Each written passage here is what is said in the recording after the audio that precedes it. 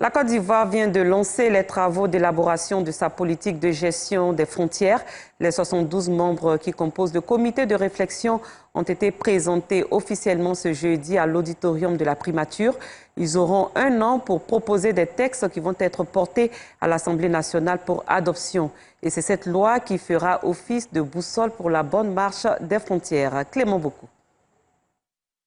Les espaces frontaliers, beaucoup de déficits du fait de la non-matérialisation des frontières, absence ou insuffisance d'infrastructures sanitaires, éducatives, routières et de téléphonie. À cela s'ajoutent les conflits fonciers, l'orpaillage clandestin et bien d'autres. Pour amorcer le développement de ces zones et résoudre les problèmes auxquels ces populations sont confrontées, l'État se donne les moyens d'élaborer une politique nationale de gestion intégrée des frontières. Véritable outil de cadrage et de pilotage, la politique nationale de gestion intégrée des frontières de la Côte d'Ivoire répondra aux attentes du gouvernement et surtout des populations vivant dans les espaces frontaliers.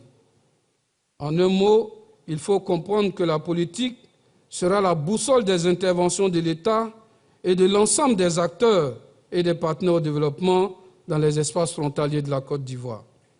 Elle permettra d'y amorcer un développement socio-économique et d'apporter une réponse durable aux différents problèmes sécuritaires à nos frontières à travers une approche véritablement holistique. Partie prenante à l'élaboration de cette politique, la coopération allemande à travers la GIZ et la Commission de l'Union africaine.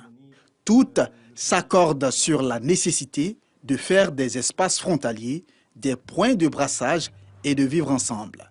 La décision de domestiquer la stratégie de gouvernance des frontières de l'Union africaine montre que la Côte d'Ivoire prend en sérieux ses engagements envers les agendas continentaux africains. Ni les projets phares tels que les zones de libre-échange continentales africaines, ni les nécessités absolues telles que la stratégie commune de lutte contre le Covid-19 ne peuvent fonctionner pleinement sans un bon niveau d'harmonisation et de collaboration entre les États membres sur leurs frontières. Représentant le Premier ministre, président de la CNFCI à cette cérémonie, le ministre de l'Intérieur et de la Sécurité rappelle l'importance de cet instrument pour une bonne gouvernance de tout le territoire. La politique nationale de gestion intégrée des frontières, dont nous procédons aujourd'hui au lancement officiel, est l'outil stratégique de référence en matière de cadrage et de pilotage de la gestion des frontières en Côte d'Ivoire. Cet outil permettra non seulement au gouvernement de connaître l'état des lieux et les défis à ses frontières, mais de donner une nouvelle orientation à travers des stratégies et méthodologies appropriées, avec les moyens nécessaires pour leur mise en œuvre. Au total, 72 membres de divers organes vont contribuer à l'élaboration de ce document stratégique pour la bonne marche de nos frontières.